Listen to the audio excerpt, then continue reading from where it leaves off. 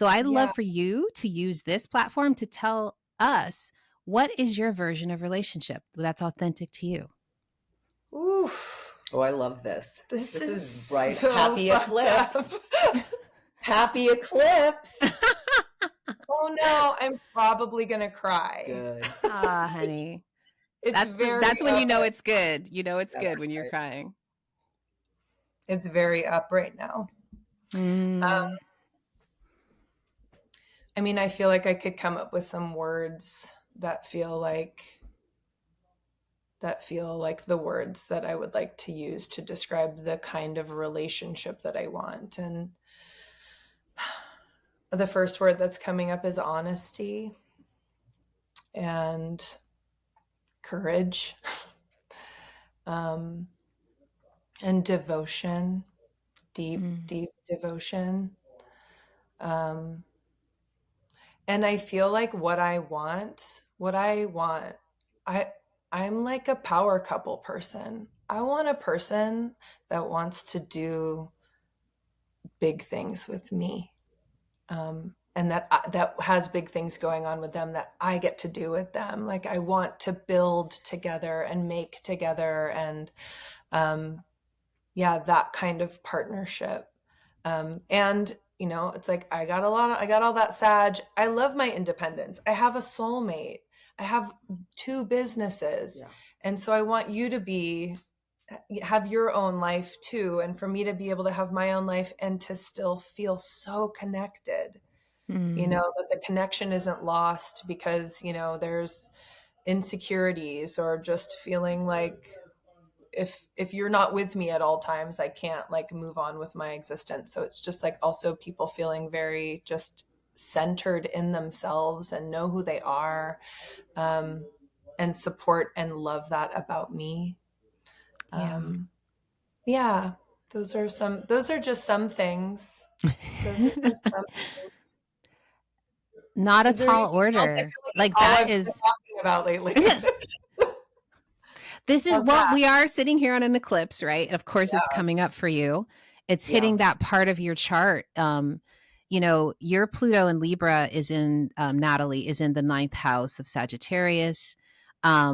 This represents it's a global energy. It's a philosopher, and that's really what you're looking for. Like somebody who lives their personal philosophy. Yes. So in order to be that person, they got to have their own philosophy. And I'll be perfectly honest right now. A lot of people are healing and they don't know. They don't Yeah. know. Right. And so this is something that you are going to, this eclipse is a springboard for that, just so you know. Okay. In terms of like, you're at a place that other people need to catch up to. Uh, have you said that before, Eric? I know. It's very lonely. Yes. I know.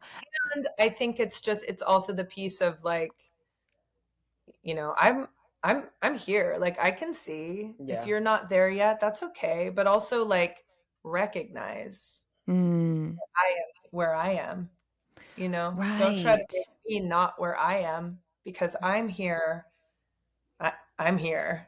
And I can be here while you're healing and learning, but also like recognize and please use me. Like I'm full of love and wisdom and I have a lot to share and offer. And I think like the feeling of that being like, no, not here, not here, not, is painful.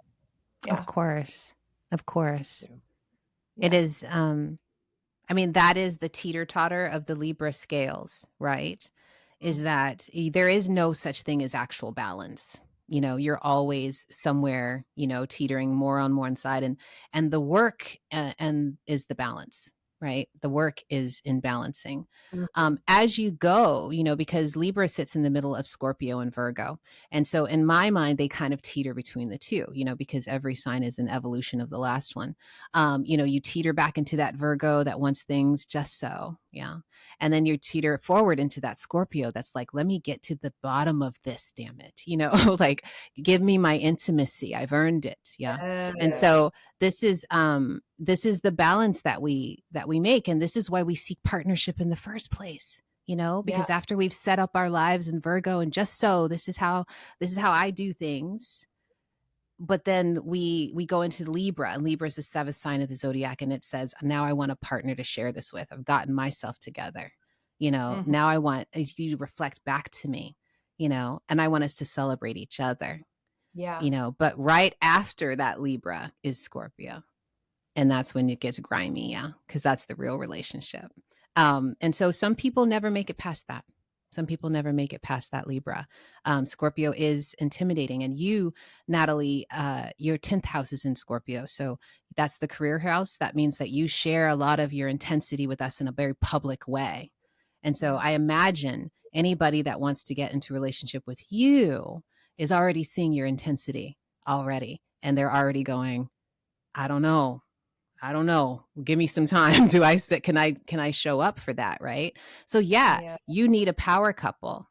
For anyone listening who wants to apply for the position, this is what you got Ooh. to be able to To be do. interviewed by me. Yeah, right. You got a gatekeeper, I okay? like Like you're this. not getting I like through this this. lineup.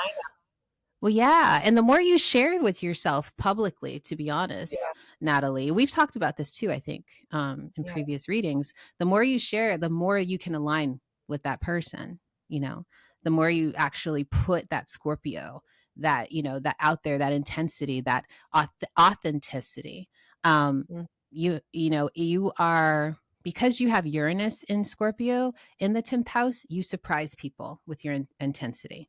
Um, and that goes along with Scorpio, unfortunately. It's like you're in that generational period of people who have Uranus and Scorpio. I'm the same way. You come out with this intensity, people are like, whoa, we were just watching Netflix, what's up, like, why are you acting out? But it's like, no.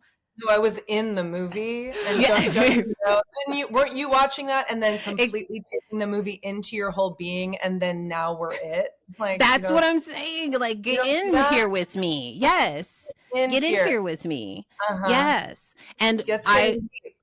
and yeah, I know you said you feel lonely. Um, but the life is a timeline, right? And Yeah. we're in it, everything is lining up, but we're in for the next 6 months to 8 months. It's going to get real, and a lot of people are going to be having to show up in ways they've never shown before. So I'm telling you, your king is coming, but he's not been born yet, and not literally. I'm saying he's in a body right now. He's not an embryo. Okay. Catching up. But he has to catch up energetically, all the things, right? We are going into a period right now. I know it's super stressful right now. We get eclipses, like a lot of crap has had to go full speed ahead since COVID. Like we had to do a big time jump. Okay. And so it just feels like nobody feels prepared for what's next because they had to work too hard. They had to work a lot to get to where we are now. They want to rest already. It's like, no, there's more. But we are entering into the North Node is going into Pisces early next year.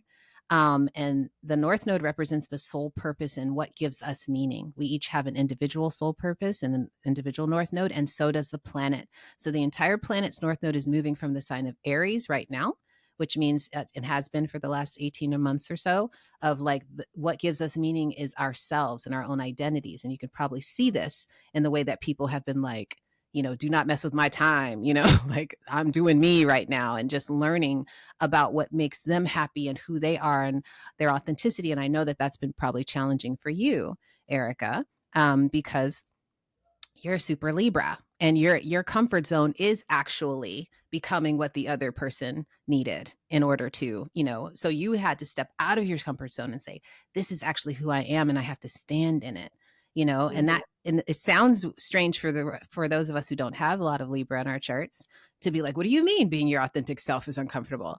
It Yeah. actually can be for like a super Libra, Yes. it's like Terrifying. really terrifying, right? Like, what if they don't like who I actually am?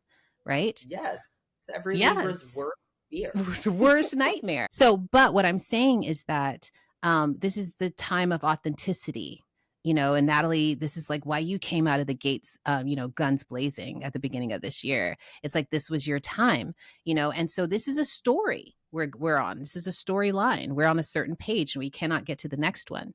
The next one, though, is North Node in Pisces. And so that is a complete oneness. It's empathy, it's forgiveness, right? Mm-hmm. It's coming to full healing and closure and saying, you know what? Like, I've done the work to become this authentic person, and everyone around me has as well. So I see this along with Neptune moving into the sign of Aries next year. For those listening who are, astrology heads, I see this as men actually returning to the hero's journey, and returning to those, leaving the Shire and, and learning how to find themselves again, so that they have a mission again, because I think they got a little lost. Yeah. Yeah. And so this is why I'm saying all that to say, Natalie, the king is coming. He's being chiseled right now. Let's talk a little bit about this, because on top of being sisters, you're also business partners. This company, Made of Stars, is expanding. Can you tell me a little bit about why it's expanding? And then I will tell you a little bit about why it's expanding astrologically. Yeah. I think it's expanding because we're expanding, Yes. It's like everything, the way that we have always done Made of Stars is like whatever the material that's happening for us is the material that we're bringing forward, and it's like both Natalie and I, it's like menopause is on and the fucks are over.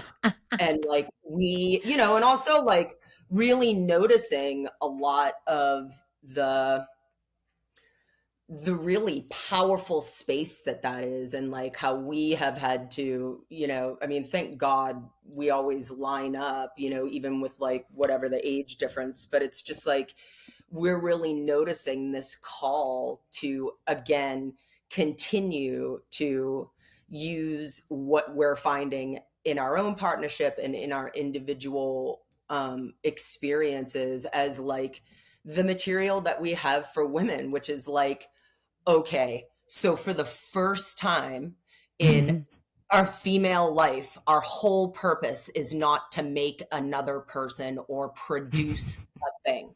Yeah. So now that system's shut down. What is here for us? And it's like we feel that expansion in ourselves. And, all like one of the things I love about her is how big she goes, like with her prayers, with her vision for her life. It's like we are not halfway, folks, and really wanting to be able to continue to broaden like the platform for women to experience themselves as in all the ways that we're experiencing ourselves. And sometimes I'll say, okay, so this is where I get Libra. It's like, I feel like she's naturally a lot more courageous than I am, be it the Sag or be it the Capricorn or whatever, where it's just like, here's the big vision. And I can feel myself be like, okay, I'll do it. Can you push me along? Because I'll be like, this is uncomfortable and I don't know what to do. And, do you love me? Do you still, So it's like, I get how that gets working for us. And like, one of the things that I want to do in a partnership is like soften to that big vision and increase my capacity for, expansion and thinking out of the box and getting out of my comfort zone. And, so it's like, and the way that we are is like, our lives inform us. And then there's like a timing thing that we have tried to make shit happen so many times of just like, okay, we're going to do it. And then just the momentum falls away. And there's like a natural arc of time that we're always trying to listen to. But what I am aware of in myself always, and it's my life's work of just listening to the natural arc of time or being like, oh, that's scary. I'm going to stay under the covers and the thing that is safe for me, So really, I feel like we're getting lined up to respond to a call that middle-aged women all over the world are like, with everything moving into Aquarius, it's like the old paradigms let's tear that fucking shit down about aging, about not being productive, about, you know, all of it, of just like women being ignored for like the whole non-existent elder thing that happens in the United States, and the like old people, throw them in a fucking, you know, van and whatever. It's just like, can we, like, I want to continue to fall in love with getting older with her, and really, you know, how we're gonna bring that forward in a brand new way, you know. And I feel like we're both experiencing that in a brand new way. It's like I look at the women in my and I'm just like, I am nothing like, I'm not having any of those experiences. I'm having this totally different experience. And, you know, I just am present to my Libra hesitations and, to, you know? Well, yeah. And I mean, I think like the privilege of having one another and having this deep of a relationship to be going through this initiation together, or be like me joining in on this. Yeah. You know, it's like, that is the other piece of what we want to offer too. It's like, not just to come and, you know, just to come and be, come and be, come and have your feelings, come and bring your, I feel crazy, and feel that you're not alone, you know? So I think that there's that. Thank you for talking a bit about this expansion. I love to call it an expansion, because there is no more letting go anymore. You know, I study astrology so much, and part of being an astrologer in the age of Aquarius is redefining the words we used to use, right? Like, I've turned the word work into livelihood now, because the work doesn't actually matter. It doesn't resonate the same. And one of the things that happens with eclipses, and we had to talk so much about the closing of something and letting go. And I'm realizing it's not letting go of anything. You're just expanding. You're just saying, I can take more. I have bigger capacity, a bigger vision now. And when I was, so for both of you, what I would say, what you're experiencing right now is that closure of Pluto retrograde back into Capricorn for the last time in our lifetimes. Thank goodness. Hallelujah. Never. Yes. Never come back. Lifetime. In our lifetime, as we know it. For Natalie, for the, you, that Pluto is retrograding. Let's see, it's retrograding back into that, that 12th house. So, yes, I'm like, whoa. I know. I know, but I'm like, it took me a minute. I was like, oh God. Oh God, that's where it is? Okay. I know, it's like, whoa, wait a minute. Yeah, in the Pluto in the 12th house, retrograde back there. So a lot of what's closing for you is those limiting beliefs and that mysterious ghost-like energy that you've been experiencing for 16 years of who the hell am I? Why do I act the way that I act? Yeah. So all that self-sabotage, imposter syndrome, blah, blah, blah, blah, that has all been, that you're coming to closure with that. There's also like an expansion into when it moves into your first house, which it will be. But that is that what the closure is, the point of reflection, you know, and I think that we don't say that enough. Like, you need the closure. Like, people are often like, just let it be, move on. It's like, the closure is the point of reflection. Like, you know, you close the store, you lock it up. Now you're closed. Okay. You're not closed yet. It's people still walking in, you know? And so that's why I feel like, you know, this period of time is about the reflection, and sometimes grief can come with that, because you're just like, oh my God, who have I been for this last 16 years? I do not even recognize her, right? So I think that it's a bit more of a homegoing, you know, than it is, you know, letting go of anything.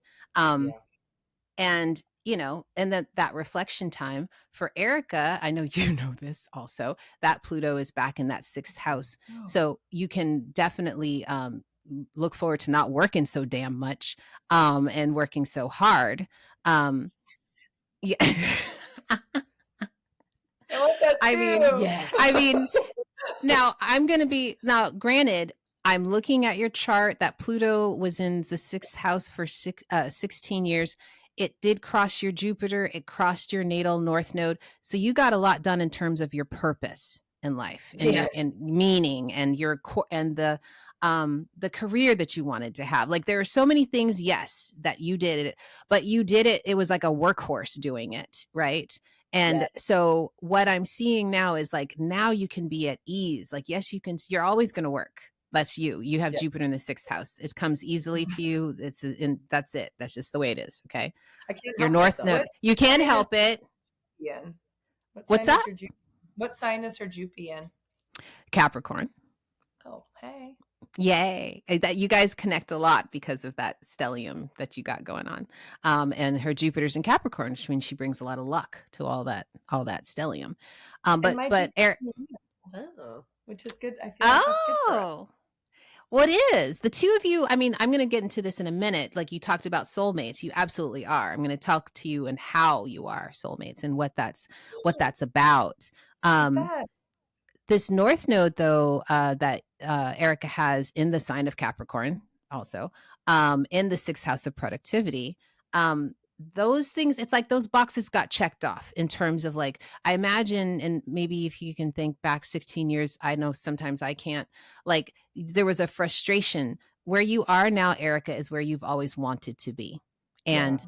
you did not really have the energy before that Yeah. because of all that Libra and all of that octopus energy of like, I'm just going to find whatever, I'm going to hook myself up to everybody. And then I'm gonna just be their battery. I'm gonna be their generator. That's Okay. right. And so Pluto really came in there to do you a favor, although it doesn't feel like it. But Pluto was like, nah, you got to get over here. Okay. I know you would like to be hooked up to everybody, but they have their own charts and they have their own story that they're supposed to do. And you don't have any part of it. And That's so right. you went on your journey and your story, and some of those folks had to fall away. I can say, Yeah. I know, because I can see some of those folks had to fall away, that the relationships had to change, and some of them didn't make it, right? But now you can do the very same thing, but with ease. It's like no more workhorse, no more schedule. It's like you got your degree. Okay. You know how it goes now. And so no more applying for jobs. You've already got the position. Never again. So Oh my God. never again, right? But the reason why this is such a big deal, this is why Made of Stars is expanding, because Made of Stars probably felt like work before. Mhm. And now it feels like vision. Now it feels Yes. now it feels like my soul calling, my journey. This is like where we're supposed to go. Could not have happened before. You had to do it at this age. You had to do it with this particular wisdom you're carrying now. Now, in terms of that soulmate energy, this is where we, all the listeners, get to partake of your chart, because when we talk about business partners and soulmates, business partners represents that Capricorn part of our chart, the highest part of the chart, the 10th house, the public image. And so that's the part that we share with other people. That the 10th house is opposite the 4th house. The 4th house is our home environment. We don't share that with folks, right? But our 10th house, our Capricorn, is our legacy. And this is where we get to join you guys in that. You know, we get to join you and be able to partake of what you're creating for your own legacy. For those listening that are big ol' astrology heads, if you want to talk about soulmates in the astrology chart, you want to look at the asteroid Juno. Soulmates is very different, though, than what we have modern world has come to tell us a soulmate is. Often we equate a soulmate with being a romantic partner. Honestly, that person you tripped over the other day on the street, that was also your soulmate, okay? Because anybody that's intervening in your story to redirect you, pivot you, tell you something, connect with you, even if it was to leave you eventually, that was a soulmate. And so Juno tells us who's meant to pivot us and who's meant to come in and save us and who are we supposed to save? Okay. This is often a mentor, right? And yes, if it is in the 7th house of intimate partnerships, it's often a romantic partner. Okay. But the two of you have a place where your Junos collide. And For Natalie, her Juno is in the first house. I also have Juno in the first house. And Natalie, this is why you long for partnership. Juno is considered it's a soulmate, which is still a partner, even if you didn't end up liking each other. This is a partner for that amount of time. You have it in your first house, which looks like you look like one of those walking. Let's see if I have one of them here. Okay, so this thing, this is the male part and this is the female part. Yes. Okay, so you're like a walking this. Okay, yeah. Right. Oh yes, I am, Karrie. Just looking for a plug. Oh God, that's so good. I am. Okay. I didn't know I had props. I didn't know it. Okay. So yes. So Great. What happens though, because when we have things in our first house, like people are trying to plug into us like all the time, right? So because you look like relationship, you look like the ultimate relationship, but it's just your appearance, so it's just the surface. So what's the problem with that is that it's just the surface. And so when they go deeper, when you wanted them to go deeper, sometimes they're still just focused on that projection part. And like, wait a minute, you were supposed to be the fantasy, the hole that was walking around. Okay. But you are much deeper than that. Okay. Especially when you've got, a stellium in your 12th house, for crying out loud. You are much deeper and you are tapped into, you tapped into ethers. Okay. So you're tapped into all kind of otherworldly stuff that maybe they didn't see when they first saw you. So one of your jobs, Natalie, is about being so upfront. This is why your midheaven is in Scorpio, being very upfront with your intensity. Do not hide that, because people come sniffing for, a relationship and you got to let them know. I feel like I'm becoming like Lil Kim right now. I was like, wait a second. All of these. Unless you want to go deep. That's right. I'm sitting here like, I feel like I'm doing all these rap references and I'm like, where's all this coming from? But yeah, thank you. I do like to break it out sometime and I don't even realize it, but that's what's happening. So you got to let them know. That's what I'm saying. You got to let them know early and quickly that this is how deep this goes. If you're not ready for the ride, don't sign up, don't buy a ticket. Okay. Now, I love that. Now, Erika, your Juno is in the 4th house, which is the home environment. So you're just like a natural wifey. I did for her birthday. Yes. And it's but it's interesting though, because the 4th house is a more private house. So people won't see this about you when they meet you. They probably would never, ever expect you to be a little wifey kind of energy. They're probably surprised when you say you have 2 children and they run your life and, and you've got this big, old, lovely teddy bear for a husband. And they're not expecting that from you because you come out like, taking names and things like that. Right. Yeah. So that's why it's a little hidden, right? So the two of you already are set up in a certain way. Okay. Natalie's got her stuff out there for everybody to see. Your stuff is more hidden. And that might have been, and it's very contradicting is what I'm trying to say. Okay. Mm-hmm. You both are in a period of time where Natalie is moving into more being seen and like showing up. And it's not that you're moving back because you never will, because you're a Leo rising. It's just not going to happen. But you are gracefully expanding the space, basically. Yeah, for sure. It's like you are expanding to meet all that she's bringing because she's bringing a lot. Yeah. Okay. Yes. Now, my favorite.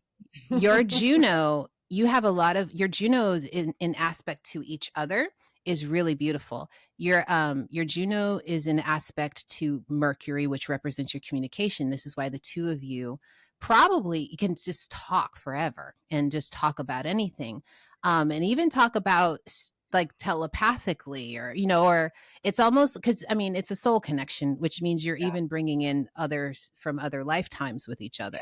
Yes.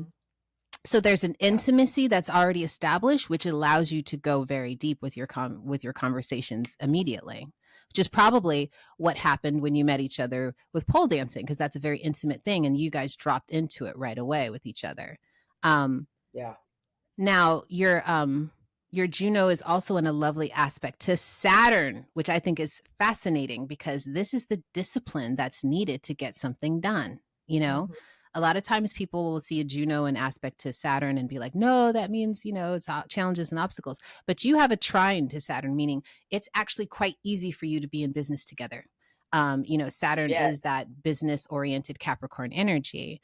So for Yeah. other, and I've worked with lots of business partners, so a lot of times there is this, they're best friends and they create something together, but creating something together is not running a business.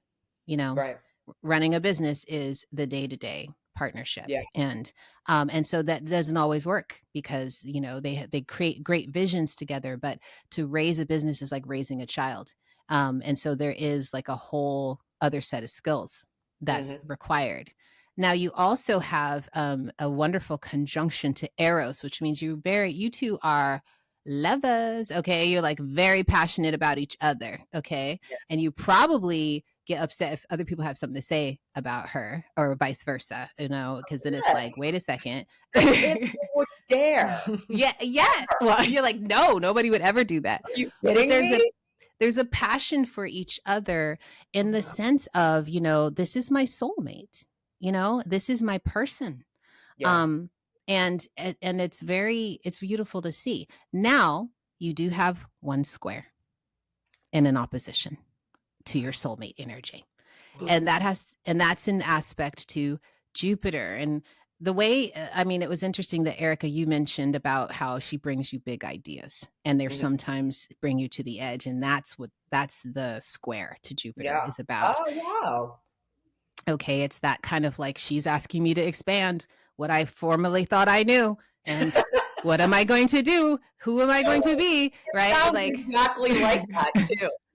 That seems to be all I ever do to anybody. Just shock you. She just showed up to shock you. That's all. But a square is simply something that must be overcome. It's not like a deal breaker. And she's there to expand you for a reason, right? Yes. Because you always feel better when you do it because you're like, oh my God, I didn't know I could do that, right? Yep. But it is, it can be uncomfortable because it pushes you to an edge. Yeah. And then you also have an opposition. Now, this is very interesting because your opposition to Juno that you have together is with Chiron, which is the wounded healer. Okay. So this is a soulmate that has come to heal wounds, right? Heal each other's wounds. Now, because that's in a flip flop, which is in opposition represents like a flip flop energy. So sometimes it's healing and sometimes it's triggering is what I'm trying to say. Okay. Yeah. So the both of you have your Chiron. Let's see. For Erika, your Chiron is in the sign of Aries in the 9th house. Okay, that's natally. So that means a deep wound that has to do with your formation of your identity and your ability to take up space. Yes. And to believe that, you can go to war for that identity, that I can go to war for who I am. That is, that's a wound that you have. And for Natalie, your Chiron is in the sign of Taurus in the 4th house. What this means usually is that your deepest wound has to do with neglect or having been neglected.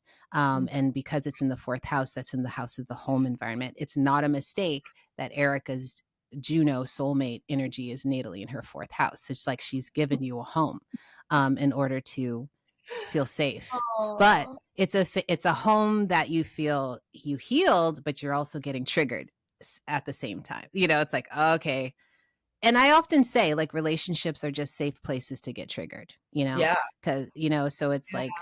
Well, and I also feel like for me, trigger and healing, it's the same. Totally. It's just, I have more feelings about this thing, but it feels synonymous to me. Yeah.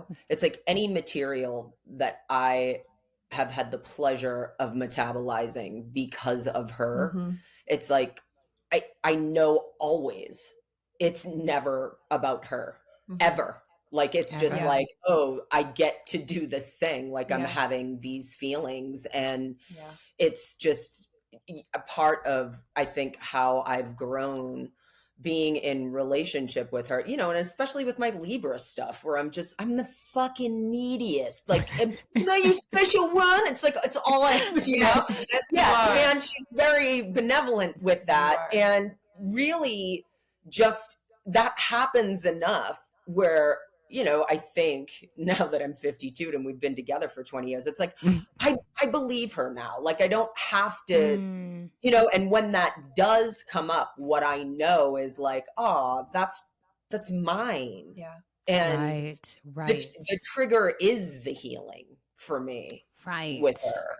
And I love the way that you put that, Karrie, about how, you know, a trigger is just a safe place to heal, because the way that we do that, which I don't know, hopefully we'll be able to put this in some type of curriculum, is like literally in front of each other in real time, realizing, like feeling all of our feelings, knowing that they're ours, and letting it come out of our mouths with each other. It's like, it's so beautiful and so real, and is happening in real time. We don't do passive aggressive. We've never done that. We don't do that. We don't go and, you know, go silent. You know, if there's time that we're doing our stuff, when we come together, it's to come together to let each other see the other one. That's right. It's all the relief. And it's just like, it's not a blame. It's not a criticism game. It's not like that. It's like, we know how to check in with ourselves, and what we bring is what we found with us. Like, here's what I found out about myself, about all this. Like, will you hold this with me? Like, will you just like look at me while I do this? And it's like, and it happens in the same moment with each other too. So that's special. beautiful. Honestly, you could write a curriculum for people, for women to have these kind of conversations with each other, these dialogues, like just a workbook, you know, just something that people could be doing. Anyway, we can go into it, but we don't got all day. So let's talk about questions that the two of you might have about working together in this newly expanded version of Made of Stars. Yeah. I mean, I feel like I have a question about timing, because like every time I drop in with you, which is like why I have a reading with you every fucking 3 months, because I to do. Well, and I don't have to make a decision about it. You know, come on, I'm allowed to want to make a decision. It's just like, you know, if you could sort of tell us, you know, and you also always give me such great ideas. It's like, when is the time? Like, is there a time we should be looking for, or a time we should be like leaning into or reaching towards? Okay. Is there what? Well, because part of also what's so great about us is we are an endless well of ideas and visions. Oh, yes. So it's like, I feel like what I would like to know is where that can. I probably like, I love is there a time? When are we launching our amazing menopause retreat circle? Gotcha. Workshop, whatever we're doing. Yeah. When's the time? Timing. And then I have a question too. Oh, I'm sorry. What did you say? And we just want to know about timing first, and then I just remember that I have a question, because I might forget. Okay, write it down. All right. So in terms of timing, so your business has a chart too, and we're not doing that today, but so to be very specific, like I would look at your business's astrology chart, and I could create like what's the best time for your business and look about what's happening globally. But how you do your business is how you do your life, and vice versa. So you always got to look at your personal charts too, because it's like, this could be a great time for my business, but is it a great time for me? Right. And I'm the one who's actually going to be doing it. Now, it's interesting. This is the best time in terms of ideas. And I would say even, because Natalie's got that Venus in her 10th house right now of career, and Erika, you've also got Uranus in that 10th house right now, transiting of career. This is actually a great time for the two of you to be envisioning things. Okay. Okay. Because Uranus represents like all the ideas, all the stuff, just sudden awakenings to things and alignments happening. Right. And then when Venus is somewhere, that's always about receiving. Venus even represents money because it represents, you like value, what we value. Okay. And things coming to us. So this is a great time to be talking about it. Now, however, Mars is currently in the sign of Cancer as I'm recording this. And Mars and Cancer don't work well together. So this is probably why you're experiencing a frustration. Like, I have all these ideas. How come can't get myself up to do nothing? Okay. Mars is the god of war. It represents movement. And when it's in Cancer, it's considered in its fall because Cancer is about nurturing and about slowing down and being patient with something, right? And Mars doesn't like that. So it's always trying to cut things out and let's get it going. So there's a frustration. Now that Mars is going to be in Cancer, retrograding or going into the sign of Leo and then retrograding back into Cancer and Leo from now until like next spring. Okay. I know. And we're going to see a lot of frustration in that period of time because a lot of people wanting to move.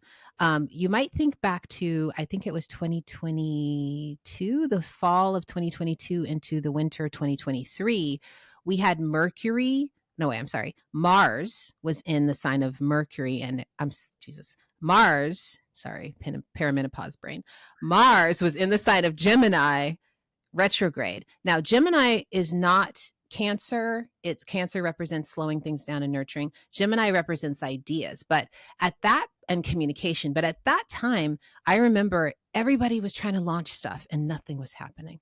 Everyone was trying to do stuff. It's because Mars was Gemini retrograde, and it was trying to get you to a retrograde always represents rethinking something. Okay. And so it's not a bad thing to have something retrograde is what I'm trying to tell you because most likely if you had moved on those ideas, you would have had to go back and rethink them anyway, is what I'm trying to say.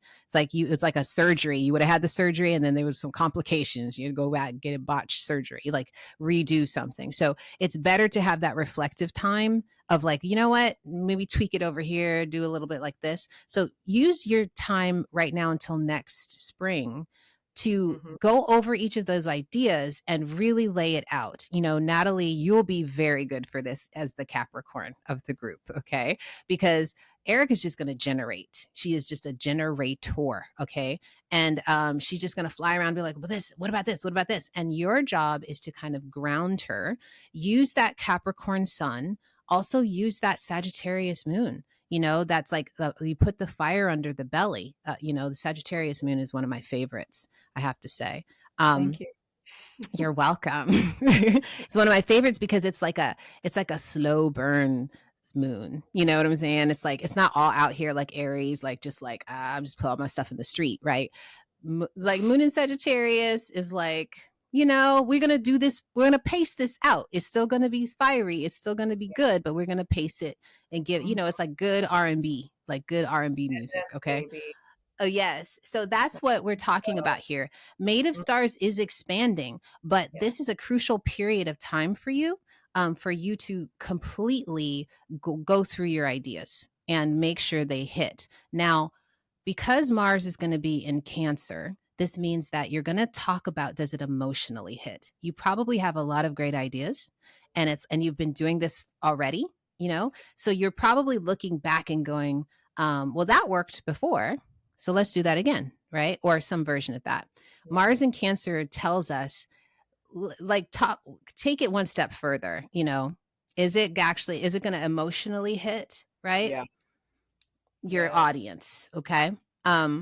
Is it going to emotionally hit, or is it just going to fall down, or is it going to be too much for people? Okay. Also, Mars in Cancer is mother energy. You got to talk about that. You got to talk. That's got to be a component, right? Okay. It's going to be mother stuff, and that's going to be part of it. Okay. Now, I'll be a Mother's Day retreat. Perhaps. May. Well, it'll be just leaving around that time. So, and now Mars will also go into Leo at that time. and then it'll retrograde back into Cancer, and retrograde into Leo. Leo represents big ideas, grand things. Okay. So this is again an opportunity to be like, yes, that was a great grand idea. How will it actually fly? Right. Yeah. And this is where you bring earth element in here. Does this have legs? Okay. The best way to work with this is to poll your audience, to ask them what they actually need. And then only focus on those things. Okay. So we're coming up with this idea. We want to support you guys. We want to be, we want to support you. How can we support you right now? You can even talk about some of the astrological aspects that are coming up. And, what would you like us to do? What would that look like for you? Okay. That would be that Uranus in the 10th house energy for you, Erika, because Uranus is Aquarius energy, and Aquarius is about the collective. So this is why we're in the age of Aquarius now. You'll notice a lot of our marketing comes with a poll, right? It comes with a, what do you think? Everybody wants feedback now. What was your experience like? Okay. That is the age of Aquarius stuff. Before Capricorn, nobody cared. Okay. Like, here, sit down and eat your dinner. Okay. You like it. It's like, eat it. Yeah, there you go. Aquarius is like, what's your experience like? We want to work for you. Okay. So that is customer service, basically. Yeah. So that's what you want to focus on, is ask your audience. As you're doing that, you're also it's like telling people about what you're doing. You're also advertising. Okay. But I do not see that really. I would get through these Mars retrogrades before I put anything, because I can see you spending a lot of money and a lot of time and energy on something that doesn't fly. Because everyone else is going to be in a different headspace. Judge Moon knows this is a slow burn. It's going to take some time. We got to build this. We got to lay out the bearskin rug. We got to light some candles. We got to pour spring water, fresh live spring water all down your thigh. It's going to be hot and steamy and sexy spring, baby. Or yes. Before summer. Yes, exactly. Right? That little crackling. We'll get a little summer solstice. Let's get into it times. Yes. But before that, you can look at things like media. Okay. Because right now, Natalie, your North Node is in your 3rd house of communication. So if you were thinking about publishing something like a workbook or some sort of addendum, something that goes with, or in preparation for a retreat of that kind of thing, you can absolutely put those things out. Have people do book clubs around certain things topics that you're going to be talking about, basically do the gathering of getting people together in the space. Yes. And for Erika, let's see, I want to take a look at that. Well, that 3rd house is always something in it. So because it's Libra and you got everything in the 3rd house. And everything's transiting your 3rd house right now. So yes, it's perfect time. Right. It's a perfect time to be writing media, things like that. Okay. Now, what's your other question before we wrap up today? My other question regarding expansion is about where we are offering our ceremonies, and mostly is in my home. And like, really, we have a big prayer to expand. We have a big prayer to have space and have land and have room to accommodate this expansion. So the expansion is all happening, and the space is not going to be able to hold it right now. So I have a question about where and maybe when that might be. So actual like moving or having actual property. Yeah. Actual property. Okay. Let's see. You know what? You are in the area of moving already. So there might be things that are already in the works. I think because of these Mars retrogrades, it might feel like it's not moving forward. But right now, let's see. Yeah. Erika's got Venus in that 4th. And let me look at your trines. Let's see. Okay. So in terms of, it's always moving towards you, just so you know. Okay. But in terms of a window of time, I'm seeing this happening more towards when Uranus moves into the sign of Gemini, which it will be doing, I believe it's around May of next year. And the reason why is because right now it was starting for you already, Natalie, like ideas about where it was going to, but you have Uranus transiting that fourth house right now. And Uranus represents like sudden things happening. So it's not terribly predictable. And so I always say, like, yes, an opportunity could show up, probably could show up while Uranus is in that fourth house. But in terms of concrete things, I usually wait until that planet is out of somewhere, for like the closure to come. Do you know what I'm saying? Like, for instance, if you have Uranus going through your seventh house of intimate partnerships, this is a lot of times when people start having problems in their relationships, right? Uranus is there for like 7 years. So it's not like as soon as Uranus gets in there, you got, your relationship's over. It takes 7 years for you to figure out that this is not working, right? And then Uranus is out of that, and it's like, okay, well now this is when we start the proceedings or something like that. So I'm using that as an example. Uranus has been in your fourth house for the last 6 years, Natalie, and so once it's done, what it's been doing there is getting you sudden awakenings. One being the fact that you needed to have a physical property in the first place, right? Oh, can you hear me? You froze. Will you say all that again? We missed that. Right after you said Uranus is for 6 years, Natalie. And where is my Uranus been for 6 years? Your Uranus has been in your fourth house of home, environment, childhood, real estate, property for 6 years. So you've been getting ideas about this and that you needed to have a physical space for 6 years. However, it's just recently that you are now have the idea of expanding. So it's now coming to meet that initial idea. It's like now the space has to actually expand to meet the idea, is what I'm saying. Yeah. I do not anticipate you having a concrete, like actual, in your hand deed type of situation until Uranus moves into the sign of Gemini, which is happening later on next year around, I would say, May or June. Great. Okay. But you will be getting some great opportunities in the meantime, that point you in certain directions. And yeah, there's my answer, because I can go on. So let me squash that. Okay. Beautiful. All right. Any other questions before we head out? Come on. Do you have more questions? We should start another band, shouldn't we? Yeah. Shouldn't we start another band? Okay.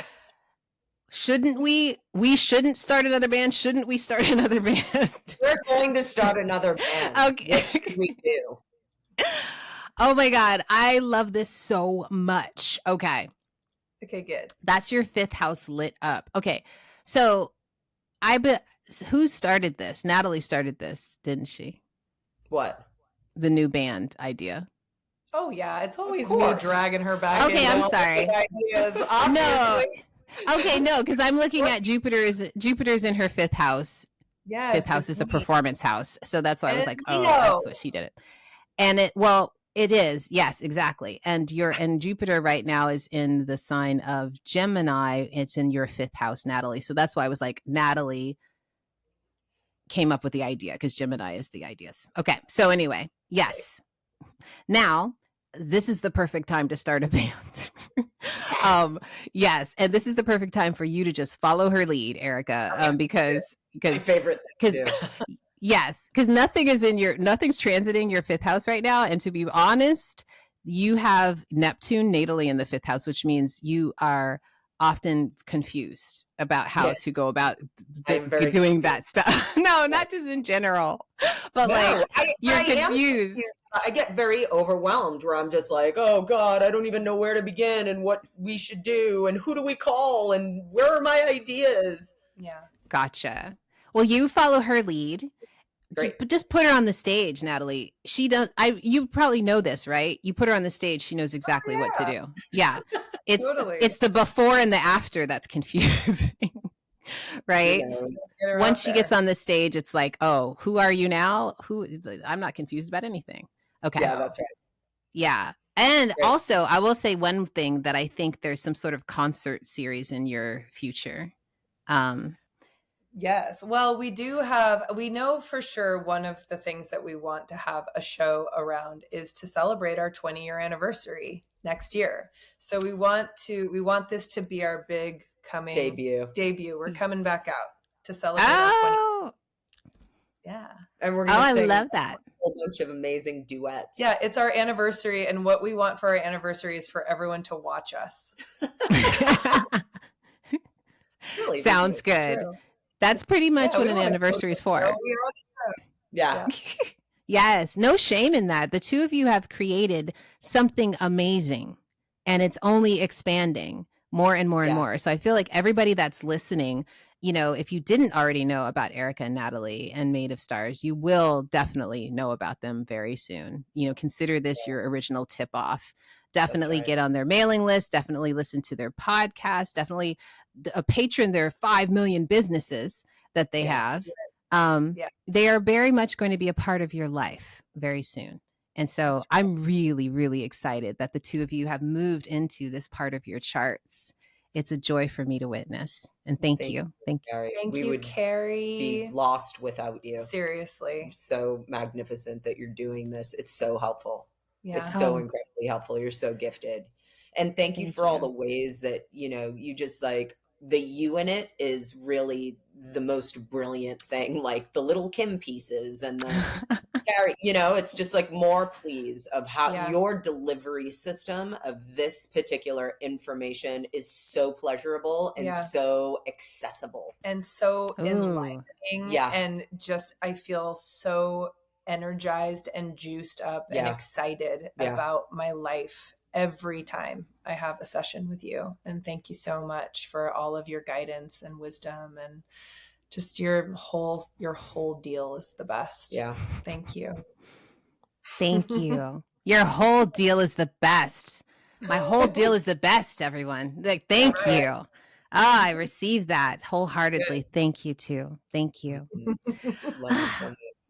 Thank you. Thank the two of you so much for being with me today. I'm so excited for what's coming up next, and everyone else listening, like, definitely get on this train because it's going very, very high, very, very high.